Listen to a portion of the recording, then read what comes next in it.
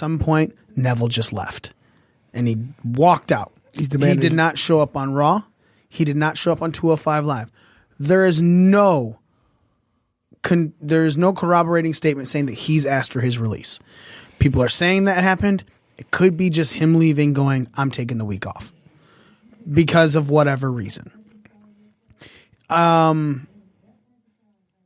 Is that the way to do it? If you're upset with like not doing the job, if it's because you don't want to do the job, no, that's your job. It's the job. I mean, we don't know until we know more. Etiquette wise, and we're gonna get a heck of a segue here. Etiquette wise, it's a hell of a fucking choice. Speaking of wrestling etiquette, you've called Breaking Down the Ring. Who are we speaking to? This is the one and only Tim Horner Jr. The one and only Tim Horner Jr. Tim, how are you doing, sir? Doing well. How are you, sir? I'm well. I'm Mikey, part of the Ring Crew. We also got Armbar Joe here. Somebody of the Mighty. You already know me. And that's Orlando, obviously.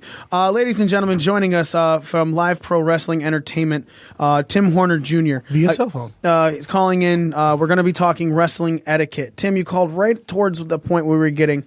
We had just mentioned how Neville left the company, walked out on Monday, allegedly from Raw. Angry. No one knows specifically why. We don't know if he actually gave his notice. But etiquette-wise, how is that? Does that come across to the boys in the back? I mean, I think, anytime, this pertains to anywhere in life. Anytime somebody just walks out, obviously it's a two-sided street. The thing I'd say on the whole thing is, when people are upset, it's not a good marriage either way. If somebody's not happy, I'm sure the WWE being as big of a company, if there are people that aren't happy, they're going to be the same way as just like any other job. It's not going to be a good marriage per se. So, him walking out, I'm sure he had his reasons. Does it look professional? Does it work? I personally wouldn't handle it that way, but to each their own. And I'm sure there's justifiable, reasons why he did what he did. So, all right. Plus, he's at the point where, he might get his heat from the company for doing that, but he's at the point where he can leave and he's paid his dues, so he can get away with kind of doing whatever he wants, so to speak, in the sense that he can go somewhere else and still get bookings. This isn't going to kill his career. You know what I mean? Right. And again, we're talking with Tim Horner Jr. from Live Pro Wrestling Entertainment. You guys can follow him on Twitter at Tim Horner Jr. and on Instagram at Real Tim Horner Jr. So we have been talking with Orlando a lot about this for the past couple of weeks, and we've been trying to get into a show, but obviously a lot of things get convoluted with our picks and all the extra stuff that's going on. So with wrestling etiquette, this started over a conversation about handshakes. Yeah. The handshake in wrestling is one of the most important things. And we were talking about how then we were gonna get into the whole conversation, and then came the Young Bucks and Booker T story, and how Matt Jackson or Nick Jackson was leaning on his jacket. They didn't really say hello to him. He didn't introduce themselves. And so then that was last week. And so now this week we're talking about wrestling etiquette. There was also the thing about the wrestling etiquette on wrestlers not going to other shows or whatever. Yeah. And that's also how we got into it. Yeah, there's a ton of rules and like wrestling etiquette. And like the handshake is one of the biggest ones. I do want to briefly cover that because there is a reason we do that. So the handshake, we have a certain way we shake hands too. It's a normal handshake, but you don't shake super hard or anything. And the reason for that is you're kind of showing that you're going to be safe with that person in the ring. And the idea is that we have each other's lives in each other's hands at any point, that if I wanted to, I could drop someone on their head, I could. So we shake a certain way, and we shake everybody's hand. And if you don't shake somebody's hand, it is a huge sign of disrespect. Has anyone disrespected you like that, Tim? Yeah. A funny part for me is I was telling Orlando this previously, but just a few weeks back, I'm not going to name names or anything or shows, but please do. So when I was at the show, somebody walked into the locker room and said, "Hey, I'm not going to shake everyone's hands. I'm starting a new trend, and everybody here knows me. So hi everybody." And everyone kind of said, but I'd never seen the kid or heard of the kid. So I just kind of was already thrown back by it. And basically, that following week, I got a message in our live pro wrestling entertainment inbox on our Facebook, and it was the same exact kid asking for bookings. Obviously, that kid will never get booked. Yeah. I mean, it's as simple as that. I mean, it's, and really, I mean, it's a rule I was taught, first day. That's first day wrestling etiquette. And I mean, one of the golden rules that I've always gone by is that, you never know who you're going to be working for. So shake everybody's hand. Even if they're not a worker, if you're in the building, it's a sign of respect just to shake everyone's hand. So was I an asshole then? Because I didn't shake everybody's hand. Yeah, but I didn't tell you guys aren't treated as workers, so you guys. Oh, man, you just made my heart fucking you're fine. dropped, dude. No, you're fine. And everybody out there, but everybody at the show, they reached out their hand to shake hands. I remember commenting about that when we were at your show. No. Everybody came up to me and shook my hand. They did. Everybody did. Yeah. I'm like, why are they doing? And believe it or not, they do that almost every single time. Even guys that travel together, they'll go to the show and shake each other's hand. Right? Or they'll see each other the next night. So it's funny though because the wrestling rules are really. I think a lot of them have reasoning and stuff, but some of them get a little crazy and they get like really strict about certain things. Like not showing up at a show. So Tim had a really funny story about a small thing that he told me about earlier. So you go ahead and share that story, Tim. The one about Jimmy? Yeah. Okay. So, I've had the opportunity to do extra talent a lot of times with WWE whenever they're in the area or wherever it may be. And when I first started in, I asked, my trainer, Martin, I said, Truth hey, is there Martini. anything you could tell me? He said, don't roll your luggage in. And I said, okay. I just thought like, all right, that's strange, but don't roll your luggage in.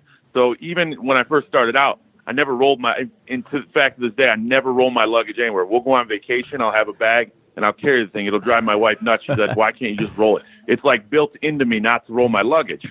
So, end all be all, I hear the story. Every horror story I've ever heard about extra talent, and this is no knock at Jimmy Jacobs. Obviously, the guy is a wrestling genius, and he's made a living off it way more than I'll ever make. Are we talking Jimmy Jacobs, the guy who just got released from WWE? Yeah. Okay. Yes. I didn't know he got released. Anyways, he every horror story I've ever heard about extra talent has been about him.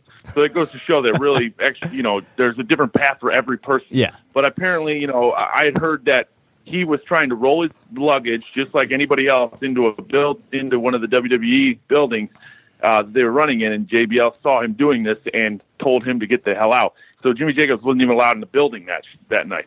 Now, granted, obviously things have worked out for him, but so last time I was at WWE, I was carrying my luggage, and for real, I walked by Jimmy Jacobs, and he said to me, hey, man, you don't have to roll your luggage.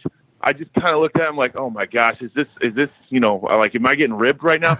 And thank God our dressing room was like, right around the corner. So I didn't, I just carried my luggage the rest of the way and just kind of made, peace with it. But it's amazing that, now Jimmy's the one that told, even though I've always heard all the horror stories about how certain things that he's done, but obviously, you have your own way, and obviously he's very successful with what he did, but it's just funny because all the horror stories I've ever heard, so it can be as simple as not carrying your luggage, but if you roll your luggage in, and somebody that's more experienced than you may think that you haven't paid enough dues to have the ability to roll your luggage. Right. Not even have to roll your luggage in. But that's how strict the rules in wrestling can be. So now let me Carry my ask, bags. why are you not allowed to roll your luggage? It's just a respect thing, and especially if you're not like under contract or something. And this goes for even indie shows. Like if you show up at a show and you look too comfortable and you're not on the show and you're not like an established guy, or if you happen to get in the ring and get what we call like a roll around, where you get to kind of wrestle around in front of the guys. Mm-hmm. And you're leaning on the ropes or doing something like that, or leaning, say, on somebody's jacket backstage, it's a problem of you looking too comfortable at a place that you don't have a spot with, that you haven't earned your place at. So it's like just a disrespecting. Like wrestling's that fraternity. You have to earn your spot everywhere you go. So, pay your dues. So if you didn't earn that spot, it's like, who the fuck do you think you are? And that's the mentality. I'm not saying I agree with all of it, because I think sometimes we get a little crazy. Right. And I think sometimes the punishments get even a little crazy. And, sometimes... we were talking about Seth Rollins. Seth Rollins beat up a local guy here in Detroit, he's a nice guy, but he rubbed everyone the wrong way because he had bad etiquette. And so they did a show, and his name is Lou Crank, and you can look him up. He's a nice guy. But he rubbed everybody the wrong way, and so they sent Seth in when he was working as Tyler Black just to beat him up at some show, and Seth beat the crap out of him. It was a safe way. It wasn't like an unsafe. So if you're going to put a hit out on somebody, this is the way you do it safely. But he beat the fuck out of him.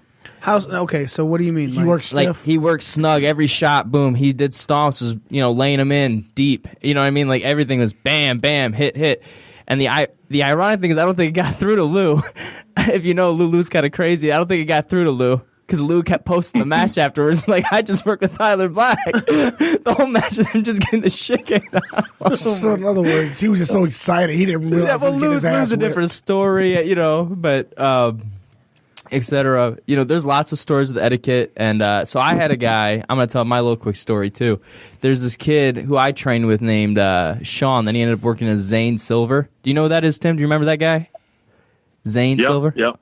So when I was in training, Movado, one of the local guys, wears a mask. I know who that is. Yeah, so he came to the training, and he said, they kind of police the older guys, the veterans, and they would make fun of you, and you just kind of got to keep your mouth shut and put up with it. And again, it's kind of like a hazing process. Right, you got to kind of deal with it. He said something about Sean having herpes, and Sean responded, which he shouldn't have done because we were taught not to. And Sean said, "Yeah, I got it from your mom." Oh. Now, Sean was kidding, but in wrestling, you haven't earned your place to kid around yet with the boys, right? Right. Like, you're just a student at the school. Who the fuck are you? Like, you don't get to say that to me. It was a good burn, but you don't get to say it to him, right? So we were working security at a show. This is when I was really green. And so there's a hit out on Sean. Okay, and he wasn't on the show because we were just security. So we were in these chairs at near the ring post, and they threw this big wrestler named Chuck Wagon into Sean. Now he nailed Sean because Sean had no idea it was coming, so he's not braced for it. Now Sean ended up hitting his head on the bleachers, ended up having to get part of his ear, had to get it stitched back on, and it was a big fucking deal. It wasn't that bad, but he had to get it. Part of his ear came up a little bit and had to get stitched on, and it's was that overboard? No, I don't think so. I think it was just a mistake that he happened to hit his ear, and you go, okay, that was a little bit over the top, but all because he made a joke. So when you think about it, that's really how crazy the rules of etiquette can get. Tim, I have a question for you because you made a mention of it. One of the day one rules of etiquette that you guys learned. What's another one of the day one etiquettes rules that you learned? So I, like most wrestlers, was a huge fan before I started, wrestling. And one of the hardest rules for me in the beginning was, these guys are your peers now. You guys are peers. Doesn't matter, what level you're on. You guys are all peers. So you can't mark out anymore. So, I legit probably had, at that time, somewhere between 50 and 100 different wrestling T-shirts, from years and everything. And I legit, after the first week of training, because I had to drive up to Detroit. I lived in Toledo. So I had to drive home, and I literally put all those wrestling shirts in a box, gave them all off to my brother. And I've never seen him since then. But because you have to start that mentality of, you're not a mark anymore. You're not a fan. These guys are your peers. Just because somebody makes more money than you, just because, Stone Cold made more money than me, it doesn't mean that I'm not capable. I mean, granted, he was special, but it doesn't mean that we're not capable of performing on that level if given that opportunity, especially with the training that, if you get good training, you can, and you have the ability to do things on your own. A lot of it's opportunity.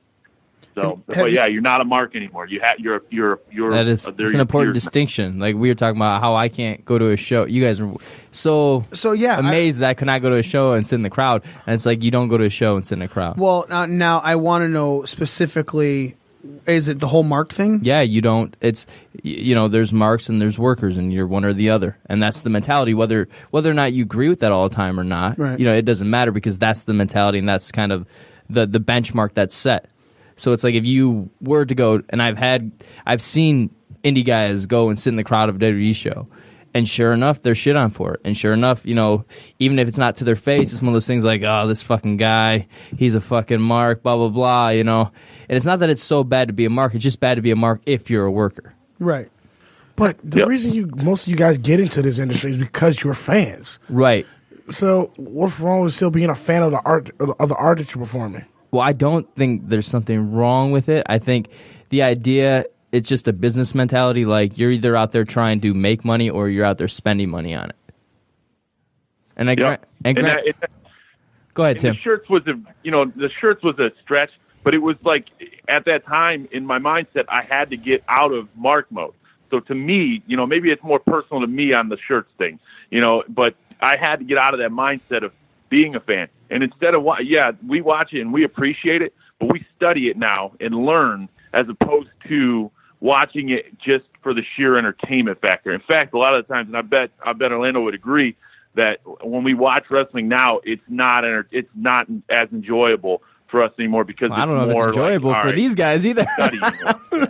I've done some extra work for movies and everything that have come downtown Detroit and they have filmed and everything like that. So, when you're behind the scenes for a movie, you're seeing how everything's set up and you're watching the scene and you're part of a scene that takes 4, 5, 6, 7 takes and you're just standing there. I agree. Yeah. Looking at it from that, the magic of it is kind of gone. But at the same time, I also think that would help increase your appreciation for certain types of things when they happen. Like, oh man, that was an incredible transition, between stuff, to where you guys could appreciate it more than us because we're looking at it going, oh, that was sweet, but you guys know the technicality. Well, there are things that like I appreciate more about certain things. Like I appreciate a lot of really small things that I guarantee even most workers don't fucking think twice about. I watch and I think, Randy Orton's got the best fucking kick out in wrestling. You know what I mean? Like, he can kick out so fucking well. What fan have you ever said, man, he can kick out well? You know what I mean? I've never heard that conversation. Or has a sweet drop kick, too. One of the best drop kick you can talk about because that's a move. And even fans and everyone can recognize a move. But it's like the subtle things in between. I mentioned to you guys about fire and things like that. Like, those are the things we're looking for. The moves are... If you're athletic, you can pretty much do just about any move, or you can come up with a move set. I like some of the subtle stuff that William Regal used to do, like when he pinned someone, like, dig his forearm and his elbow into their face, and just small stuff like that. And those are the things that workers are looking for, and the way a guy picks somebody up. Does he squat when he picks the guy up, or does he just bend over and grab him by his fucking hair and pull him up like a bullshit? Those are the types of details that we're looking for. So it's a little different in terms of what we're watching for. But in terms of etiquette, it's just a whole different world. Like I said, like catering, like if there's catering backstage at a show, if you're a young guy, you wait till everyone's ate. You don't walk up to the catering table with everyone else. Oh yeah, that's if there's a chair to sit backstage, you make sure all the veterans have a seat before you even dare sit down in a fucking chair. And it's funny because I was saying, like, wrestling's kind of in a weird way is getting away from kind of all these rules of etiquette, and some of it I think is fine, and I think again some of it they do stretch it really far in terms of like how strict it is. Like, you can't joke and kid around, and it gets a little crazy, but I get the point for it. It's, you're earning your place, and that's how it is at most jobs, a lot of it, except the rules get a little more extreme in wrestling, which I was always taken back by that when I started. Maybe because I was a teenager when I started, but I was so amazed at how disciplined everything was. Like, I couldn't believe that pro wrestling, of all things in the world, is so strict. There were so many rules, and it blew my fucking mind to have to go, oh, and there's a certain vernacular. Like, we can't talk a certain way. We have to say certain words in place of other words. And even workers who talk wrong backstage were like, this fucking guy, Like what? Okay, so if I'm having a match with somebody, I say I'm working with them. I don't say I'm working them. And you'll hear workers say it wrong, and workers be like, oh, yeah, I worked such and such. No, you didn't. You worked the crowd. I hear people say that all that, like, I know. Established wrestlers, on like stars say that, like, on podcasts and shit. I know, and it's technically wrong etiquette, but again, the rules of etiquette kind of change once you've been around a little longer. So, like, once you've been around, you can kind of get away with, I can say that right now, and if I can't imagine somebody correcting me. You know what I mean? If it was somebody correcting me, it'd have to be somebody that's done something significant. Let me ask you, like, you guys train with Truth, right? Yeah. Were you guys taught all this shit before you entered a locker room? Yeah. Good. Absolutely. Good. Yeah. Did everybody listen? Did everyone listen in the training? Hell no. No. Hell no. No. But yeah. Hell, I'd have listened to that shit. I'd have listened to that shit more than them fucking in-ring moves. Oh no, the etiquette is stuff I'm really glad we learned. Again, a lot of it doesn't even apply. You'll see guys in locker rooms now wearing wrestling shirts all the time. But when I started, we had to dress nice to go to shows. Like, that's what we were told. So I was going to shows, and I didn't even know how to dress nice, wearing these big baggy-ass dress shirts, and I had no sense of style or anything. So I'd be wearing a shirt that was 3 sizes too big, trying to look nice. Looking like Randy Orton when he first joined Evolution. I don't know. I look like a baby in a fucking dress shirt. I don't know. I look like an idiot. Again, we're talking with Tim Horner Jr. from Live Pro Wrestling Entertainment. You guys can follow him on Facebook, facebook.com/Live Pro Wrestling Entertainment. Also on Twitter at Live Pro Wrestle. We're talking about wrestling etiquette, and now let's get into some of the really crazy ones. Tim, what is the craziest wrestling etiquette rule that blows your mind, but obviously you still follow? Well, the luggage thing's crazy, and I mean that. And then the other thing that I have the shaking of the hands thing. Like I have a problem. Like legit, if I'm at a show one night and then the next day my wife and I go to Target, I'll walk up to people and almost try to shake their hands just because it's like so instinctual, and it's really crazy. But like it's especially when you go to especially a day after a show, it's always strange. I try to follow all of it because I appreciate the art. Now, granted, you learn a lot. And if you, I've applied a lot of this stuff to real life, and it's really set me apart in real life as opposed to, and it's crazy. Like, I just had some interviews for a job and I got the job, and like the professionalism that they think that I have. And I was a punk when I first started wrestling school. You know what I mean? Like, and they look at me now and they're like, "Wow, he has such strict disciplines and these crazy things that most people see trip up on. He's not tripping up on." It's because when you're in that pro wrestling world, it's so strict and you have to be on your P's and Q's at all times. That when you're out in the real world, it seems easier than being in pro wrestling by any means. But I would say definitely the bag thing is a big deal that I still stick to, and I legit will judge people that, and same thing with the comfort level, and Orlando had it right. It's the comfort level. If I'm at a show and it's before, and there's guys rolling around the ring, and then there's guys that I don't know that are rolling around the ring, and they're just like hanging around the ring, I'll judge them, and it's a very judgmental business. Yeah. And it's crazy. And it's funny how we'll dislike somebody for something so simple like that. That guy fucking leaned on look at this fucking guy. The fucking guy I think he is. It's so funny. That's how it is. I'm thinking of like all these fucking rules I broke at your show. No, but you guys I rolled around the ring. I leaned on the ropes. I sat on a chair backstage. I shook people's hands hard. I didn't introduce myself to nobody. Nobody thought that way. Plus, like I was saying, the wrestling business is kind of changing anyway. So a lot of these rules are almost being kind of gotten rid of. Man, they all hated me. No. No. And usually, that's a sign to us that you're not a worker. Right. It's not necessarily a bad thing. Right, that's the reason why I didn't smarten them up. Trying to be a worker and doing that stuff. You know what I mean? Like, that's how we look at it. That's kind of how we weed people out when we're back there too, because you never know who's who. So if you're sitting on the ropes and you're just a fan, we're not going to judge you because you're just a fan. But if you're trying to be a worker, then that's a whole different story, and you're doing that stuff. You know what I mean? Yeah, exactly. We're not judging, the fans. And marks, I think. Every time somebody gets called a mark, they think it's like a bad term, or if they get called smart mark, it's not a bad term. Mark just means you're willing to spend money on something. I'm a mark for a million things. I'm just not a mark for wrestling anymore. That's it. Believe it or not, AJ Styles had a whole comment about marks. Yeah, there's nothing wrong with being a mark, and I feel like there's kind of been this, and it's happened within the smart mark kind of community where they've started labeling each other as, this guy's a smart mark, blah blah, and started using it as a negative connotation. There's nothing out. The term mark historically comes from, it's an old carny term, and they would wipe grease or something on the guy that was spending money on shit as he was walking through the carnivals. So that way the next carnies, because that's where wrestling started, was in the carnivals. And so they would know when this guy came by, he's got a mark on him, he's willing to spend money. That's all that it means. So it just means that you're willing to spend money on shit. So please, when we make the difference between workers and marks, mark is not a negative connotation unless you put a negative connotation onto it. I'm a mark for fucking film. I'm a mark for video games. I'm a mark for all this stuff. That's it. It's not I'm a bad mark for podcasts. Yeah, exactly. So it's not a bad thing. But again, Tim was right. So if you're a mark and you're acting in a certain way, we expect that.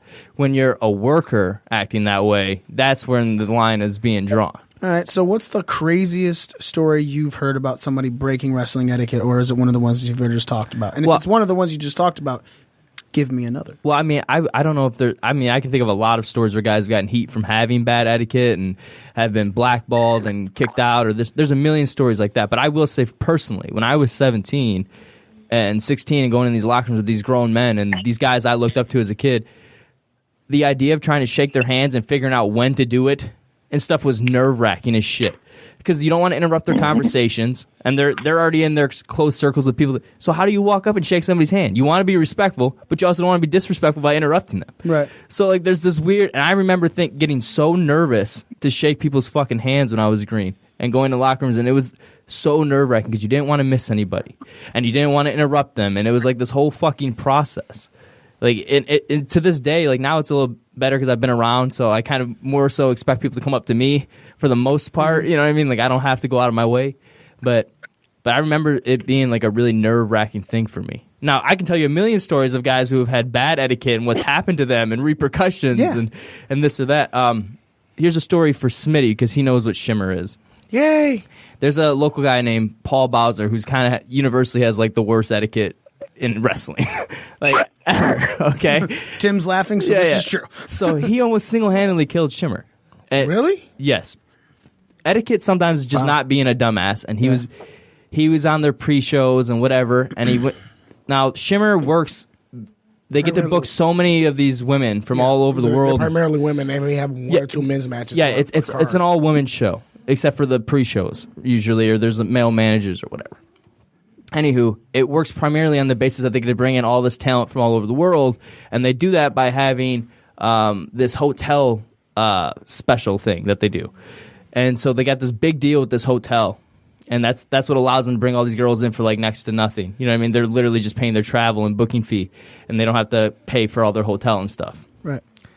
Well, this guy, Paul, went to their after show thing, was drinking like the empties of their drinks.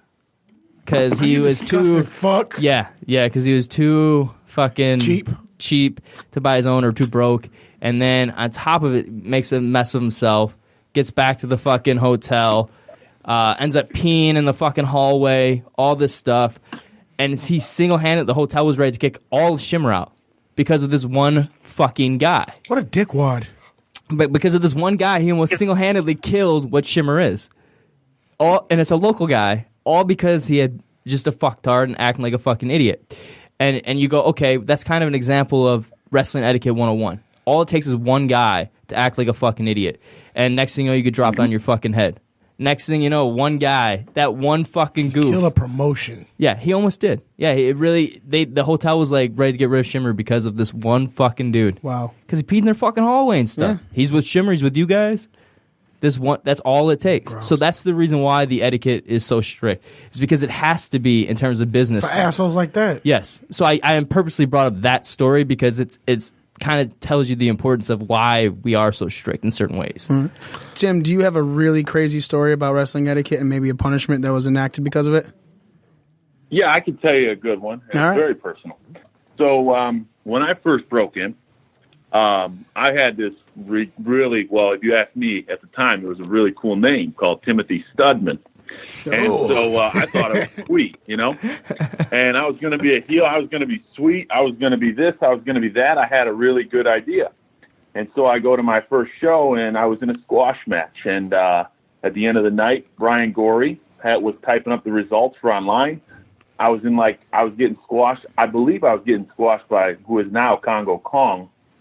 And I got squashed, and I was one of 6 guys. And all they could remember was my first name was Tim. So they put me down as Tim Horner Jr. So the following week, I go into training, and Martin says to me, Truth Martini says to me, he says, so what did you think of your name? And I don't know, Martin. I don't really like it. So the following week, I'm on another show, and the promoter really liked the Timothy Studman name. He was going to promote me as that. Well, at the last minute, Brian Gorey told the announcer to announce me as Tim Horner Jr. So I went out as Tim Horner Jr. So this could have been me and my etiquette. I could have thrown a fit. I could have gone home. I could have taken my ball. I could have said, I'm not dealing with these guys anymore. Instead, I went home that night because I didn't know who the hell Tim Horner was, really. I mean, I'd heard the name, but I didn't know who he was. So I went home. I studied my tapes. I watched Tim Horner. Following Monday, I went to training with Martin, and Martin goes, and I said to him, Martin, if I'm going to do this, I'm going to need to learn how to do it. So I watched all the stuff. We worked on a bunch of his type of things so I could, transition into it. And ever since then, I've never had a problem getting a booking. I've gotten a lot more doors open from the name than closed. I've got a lot more pub from it. But it could have, that's the Etiquette again. So instead of... And legit, Tim Horner signed off on the gimmick too, right? Yes, and Tim Horner signed off on it. I mean, a lot of, I've gotten a lot more good pub than bad. And but any time, like Jim Cornette buries Tim Horner, and he's actually buried me on his show. And he's buried me on the show. But as soon as he buried me on the show, I got all these I didn't know that he did it until I got all these crazy messages from people all over the world, messaging me, and it got me like 7 or 8 bookings right off that. You know what I mean? Yeah. And then, and just because I have good etiquette for the most part, I'll humbly say that I was trained properly and have good etiquette. Now I get more opportunities out of it. So a lot of guys fight to get their foot in the door, and because etiquette will screw you if you don't have good etiquette as soon as you get your foot in the door. But thankfully I have good etiquette, and when I get these weird opportunities, I make the most of them. So you make chicken salad, that's chicken a perfect shit. example of etiquette. Yeah, I mean, there's a million stories of guys with bad etiquette. A lot of times they just don't last. Really what happens is they get out there, they realize they can't fucking take it. A lot of guys I've seen get blackballed or like suspended. Like I've seen the same Sean kid I mentioned earlier, even after that he had problems with etiquette. And to the point, we weren't just trained by Truth Martini, we were also trained by this guy, American Kickboxer. Now, he also helped train the U.S., I think, Olympic grappling team at one point, or jiu-jitsu or some shit, I don't know. Mm-hmm. Either way, he worked with, he was a coach for, this Olympic team. And so he's, a legit badass, but he's a tiny guy, right? And so he's yelling at Sean about something. Jiu-jitsu. Most jiu-jitsu fighters. He's yelling at Sean about something, and Sean is just not making eye contact. That's all it was. He just wasn't making eye contact. And Frank, Kickboxer, found that so offensive that he was ready to fucking kill him right then. And, everyone had to calm him down. He's about to get his ass whipped for real just because he didn't make eye contact, And it's Holy just... shit. Well, that's a respect thing as a man. I don't think it's just I know, wrestling etiquette. But, wrestling, you got to remember, a lot of these people are a little crazier than most people. So it's whatever you'd expect in a real-life scenario turned up. You know what I mean? That's just how it is. I don't know, man. There's a million fucking bad etiquette stories. I should have wrote more down. I had one a second ago, but here's a great story involving Truth Martini too. This one it's the funniest thing, and I laughed when it happened because it was just so fucking ridiculous. We need a segment, a wrestling etiquette story segment from Orlando every week. There's this fucking guy. I don't think he works anymore. Named Jason Harris, who's also a local guy. Terrible wrestling etiquette. Also trained by Truth, but just again, sometimes the message gets through, and sometimes it fucking doesn't. Right. So I learned all this stuff. Don't be a mark. All this crap. Don't wear shirts. Don't do that stuff. Treat yourself like a professional. All that stuff. First car ride I ever go on is I'm riding with this Jason Harris guy because we carpool. That's what wrestlers do. We carpool. Right, yeah. And so he shows up at my house, and I open the door, and the first thing I hear is the TNA soundtrack going, "Hail Sabin, Hail Sabin." And I'm thinking, oh fuck, I gotta ride with this guy. And instantly I knew he's a fucking mark, right? Then there's a million other stories. So he gets tons and tons of heat. And to be fair to Jason, I do think now looking back that he was on the spectrum and there's something a little bit off about him. Mm-hmm. But at the time, I just thought, man, that guy's an idiot, right? Because it's just a different society, how much more educated we are about that. And so he had a match with Truth when Truth was still working. And Truth had a broken neck. It's kind of known if you know anything about him. He had a broken neck for years and kept on wrestling. But he wouldn't take a bump. So he worked all of his matches without ever taking back bump or a front bump. He never bumped. So he was really smart about how he worked around it. No fans ever knew. So Jason smacked him in the match, and I guess it hurt his neck. And so, Martin at the back said, "Hey man, that really hurt my neck." And Jason's like, "What? All I did was this," and smacked him again in the back. Now, I died. I fucking died, bro. Because Truth, if you know Truth, he's the most calm. He's the most calm fucking guy of all time, and it's the only time I've ever seen his eyes light up with fury, right? Just immediate fury, and then the realization that this is Jason Harris, and clearly there's something wrong with him. But I was dying because he said, he goes, all I did was this. All I did was this and smacked him again in the back. I never seen anything like that in my life, man. I died laughing. But so here's another story involving that Jason Harris guy, because there's a million of stories about him and this Paul Bowser guy. They're like the two local unanimous guys that have gotten so much heat for bad etiquette. It's like every week we need a segment so Orlando can tell a bad etiquette story. But there's this. So Jason Harris had such bad etiquette that he randomly changed his own gimmick without getting permission to being a stripper. What? He wanted to be like one of those stripper. Shawn Michaels? He got in shape a little bit, so he wanted to, I guess, like, you know, show off his body, and so he turned himself into a stripper. Now, he asked the promoter at the time, it was at XICW show back in the day, and he asked him, hey, you know, it's this girl's birthday, I want to bring her in the ring and do this dance for her. Promoter goes, no, you're a heel, I don't want you doing that. Makes no sense, right? Doesn't want him to get over it with her. So he does it anyways, because he's fucking Jason Harris, right? He just can't help himself. He does it anyways. All right? So the next show, Brian Gorey, infamous Brian Gorey that we've already mentioned, who, by the way, was a ref for Ring of Honor and stuff, and is also a ref for Shimmer and a lot of those places, and Evolve and stuff. So anyway, so Brian Gorey, who was also part of the Booker back then with XI, he decides they're going to put him in a match with another local guy named Jeff Brooks, who's a friend of ours, and they want Jeff to put the hit out. Now, Jeff's never done a hit. Jeff doesn't even work snug at all. So Jeff goes out and beats the fuck out of Jason Harris. Now, Jason Harris is, I believe, supposed to win the match still, according to the book. So, like, Jason, you know, is going to have this match with Jeff that he thinks he's going to win with. They get a chair involved, and I think Jeff goes to get hit with the chair, and something happens, and Jason wins, right? But that's not what happens. That's not what happens at all, because secretly they changed the finish and did not tell Jason Harris. So they're having a match. Jeff's beating the fuck out of him, and all the boys are watching. It's a locker room sellout, right? We're all watching because we just want to see what the fuck's going to happen. Is this really going to go down? Mm-hmm. So they do their fucking spot, and Jason goes to hit Jeff with the fucking, the ref's distracted, goes to hit Jeff with the chair for the finish, and Gorey grabs the chair from him for real. Like, stopped him. So Jason's like, well, you know, what's going on? And Jason thinks this is the finish. Turns around to a fucking fireball. It was not called. He threw a shoot. Jeff threw a shoot fireball in Jason Harris's face. And Jason at least was smart enough to stay down, and Jeff pinned him 1, 2, 3 right then and there. But that was not the finish called. The finish was he was supposed to win with the fucking chair shot to Jeff. But oh my God. The ref fucking grabbed it. He turned around and got a fireball. I can't imagine not knowing a fireball is coming. It's blinded. Yeah, so I mean, that's what happens when you have bad etiquette. And then was immediately fired when he got to the back, was not allowed back. Oh, man. So what a night. You know what I mean? Yeah, you got a fireball out of nowhere, and then you got fired. I can tell you so many more Jason Harris stories alone. This guy's going to be infamous. All right, Tim, do you have another story for us? Because we love stories. No, I actually, but I will say, add to that, I'm the one that bought these supplies for Jeff Brooks' fireball at that show. Oh, shit. I thought to myself, because I was just told to do, so there's etiquette for you. I was very green, and Jeff Brooks, helped train me, and he said, hey, I need you to, there happened to be a magic shop. The closest magic shop was like a mile from where I lived at the time.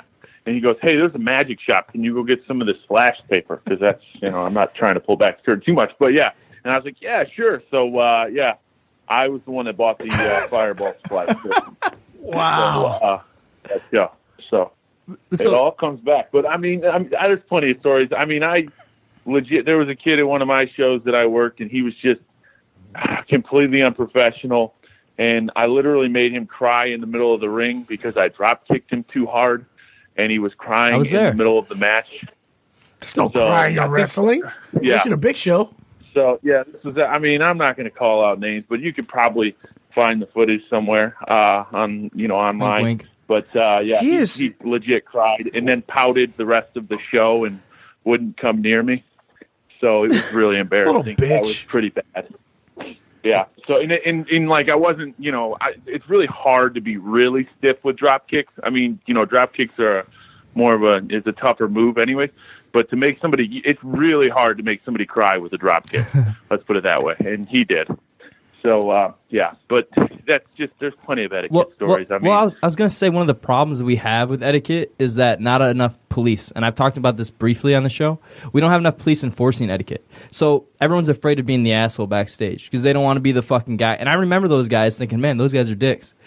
But now I look back as I'm older and, I'm one of the veterans of the locker room. And I'm like, man, we need more fucking assholes in this locker room. We need more of these police telling fucking guys, like, no, you can't do that. What the fuck are you doing? Guys just running in on matches because they're doing a move that's somebody else's move. You don't have that shit in today's. When I started, guys would run in on your match if you did something that it was somebody else's shit. That was it. Yeah. That's all it took. Boom, they're running in. You're getting your ass kicked for real. And the match is ending. Oh, wow. You know, and so just a random DQ finish. Yeah. And it was to teach you the fucking lesson of, like, you know your role. That's somebody else's fucking thing. If you don't know their moves, learn their fucking moves because, you know, it's disrespectful. And so it's a lot of things like that. And, like, so now I always think, man, we need so much more police. And, like, so for years, like, I kind of took the role of this asshole cop backstage. And so there's a lot of guys who really dislike me to this day because I've made guys cry too, but just yelling at them. I made grown men cry. That's your next T-shirt. I made grown men cry. I made grown men cry just from yelling at them. Because, you know, they were, at the time I thought maybe I had a match with this guy who was really just not good and just was really reckless and was doing a lot of dangerous things. And I got really mad in the match. And then after the match, I just, you know, when we got to the back, I was just going off on this guy. And this guy's twice my age, you know, I was probably like 25. And he started crying, you know. And I guarantee you to this day, and like I've apologized years later, you know, because it was probably a little over the top. I was angry, but like you shouldn't have cried, you know, like you shouldn't have cried, man. So yeah, like it's weird. It's funny how the perception is, you know. It's like if you're that cop, which we need, you're the asshole. Like you have to, but we need that though too. It's this weird thing. Etiquette's it's a weird thing where, you know what I mean. Like you gotta pick your role and you gotta stay in your lane, and you know, I mean, I've gotten heat too. I mean, I've gotten a lot of heat. Ask around. I'm sure they'll tell you. Well, I was just about to ask Tim, is there anything that you've done against the etiquette thing that you didn't realize or something, but that you did catch heat for? I've worked for bad promoters. That's gotten me heat that, you know, like I didn't realize that I was getting heat. Like you can work at promotions that are what we refer to as the drizzling shit. And I've worked for them before. Now, granted, I got paid well to work for them, but at the same time, it was actually hurting my other booking opportunities. So, yeah, I mean, I've done like that's probably the worst of my heat because I usually stay in my lane for the most part. And I mean, you know, I would consider myself to have pretty good etiquette at shows. I don't, you know, cross the line or anything, and I'm, you know, pretty well received, I would think. But I mean, I still piss people off too. But the biggest thing is, yeah, you can even just work at the wrong promotion and get heat from that, you know, and that's about the best. That's about the worst that I've done personally. And what about you? I've gotten a lot of heat. I continue to get a lot of heat. The problem with me is I'm at the point now where I don't care so much about the rules of etiquette for me. For new guys, I'm like, you know, people got to remember, I didn't, you know, get any heat till I was 5-6 years in. You know what I mean? Like I had no heat. You know, I was What was the first thing they gave you heat? I chose to get the heat because I was picking a battle that I thought I was in the right about. I still think I was in the right about. It's a long story. We'll skip over it, but it's a long fucking story, man. There's a lot to the fucking backstory. but I have a feeling Tim's laughing because he knows the story. But there's a lot of stories. Nowadays, I if I don't like something, you know, it's the indies and I'm not making enough money to tell me to do it. So I go up to promoters, and promoters, I think for the most part, most of the places I work appreciate my work. But like, if you don't know me, I can come across as like I think I know everything, which I don't. But they think that, and so like anytime I have like an issue with something, I'll be like, I don't know about that. You know, like I can be. The reputation would be, he can be a little hard to work with, and I bring that on myself because I don't do shit that I think is stupid. You know, if it's something stupid like Joe was saying earlier, I'm not gonna fucking do that. Not in the indies. If it was WWE, dude, pay me to put me in a fucking monkey suit every week. That's fine. I'm making enough money where I'm happy doing it. But on the indies, where I make almost no money, fuck that, dude. I'm gonna do, you know, a little bit of what I want. We'll compromise. You know what I mean? Like this deal needs to be beneficial to both of us. Right. Plus, I'm at a point where I'm not going to lose any of the bookings I already have. You know what I mean? Like, I've been around where it's like nobody could blackball me if they wanted to, unless I did something terrible where I was, something really god awful. Sexy Star style. Yeah, exactly. Unless I was doing something, or Or fucking somebody's wife. even still, I don't think that would blackball me. So like I might lose the booking for that promotion or whatever, but I have enough friends and enough places to work these days where it's like if I wanted to go here, I can work here. If I want to go there, I can work there. And so like I don't feel like it's helping or hurting my bookings, so that I'm comfortable enough speaking is what I'm saying. And I've also earned that right to fucking do that. But I have gotten a lot of heat. One of the heats recently that did bother me, I worked a Border City show, which is run by Scott D'Amore, and they brought in a lot of names. And I was working with this guy, Brent Banks, who's pretty good himself. But the match was not good. And Brent was had an off night and I was the heel and he was the baby. So he was getting the majority of the stuff and he was going over in the match. And he was getting the majority of the shit. And so the little things that I had, he messed up. So I was not happy. I wasn't rude about it when we got to the back. As I get older, I'm a little more chill out. But I just was talking to him after the match. I was like, yeah, man, I just wish that would have came off better. It wasn't rude or anything like that. But because of that, people thought, oh, he thinks he knows everything. And then Scott D'Amore sent Gory a message about me, like, blah, blah, blah. And such a huge rant about basically what a piece of shit I am and all this stuff. All because I, was just talking about my match afterwards. And people Scott felt that I wasn't at a place where I could do that. I disagree with that logic, and that's okay. And Scott, we're cool now, and I've worked for him since then. But I had an issue with that as well. But I've gotten heat for that type of stuff. Again, so that's what I mean by speaking my mind. Because what it was is I talked to Alex Shelley about my match, and I told him what I thought went wrong with it. And who wasn't in the match with you? No. Yeah.